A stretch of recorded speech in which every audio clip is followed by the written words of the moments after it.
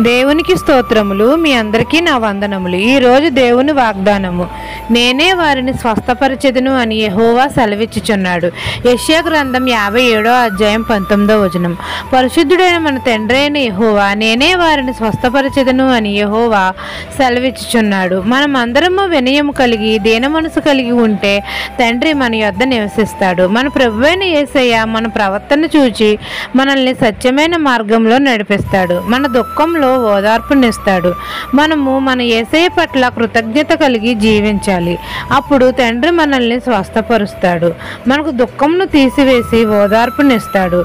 మనం ఉపవాసం ఉండి పరలోకంలో ఉన్న మన తండ్రికి మొరపెడితే తండ్రి వెంటనే మన మనవి ఆలకించి స్వస్థత మనకు శీఘ్రంగా అనుగ్రహిస్తాడు. నిత్యానందము మనకు కలుగజేస్తాడు. వ్యాధి బాధలన్నిటి నుండి తీసివేసి మనకు సంతోషాన్ని కలుగజేస్తాడు. సమాధానాన్ని కలుగజేస్తాడు. శాశ్వతమైన కృపతో మన అందరి పట్ల వాత్సల్యం చూపుతాడు. ఈ దిన వాగ్దానం మీ నా జీవితంలో నెరవేరాలని కోరుకుంటూ దేవుని సువార్త పరిచర్యలో మీ సహోదరి. ఆమెన్.